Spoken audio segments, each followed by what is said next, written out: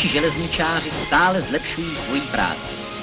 Až dosud bylo zapotřebí vždycky po ujetí 2000 kilometrů vyřadit lokomotivu na 2 dny z provozu, aby mohl být odstraněn kal a kámen usazený na stěnách kotle.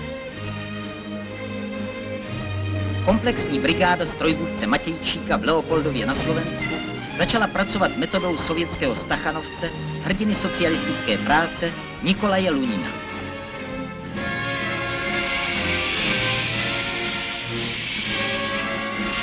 V laboratoři se zjišťuje tvrdost a množství minerálů, které se dostávají do kotle s vodou z čerpadla. Po rozboru vody se určí druh a množství přísad, které strojvůdci nasypou do nádrže na vodu.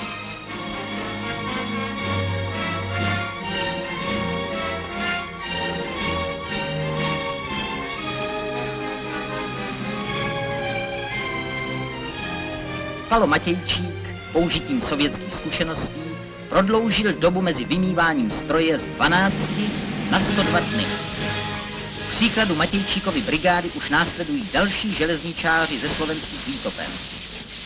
Luninovci povedou vlaky rychleji a přesněji a tím pomohou našemu průmyslu a výstavbě vlasti.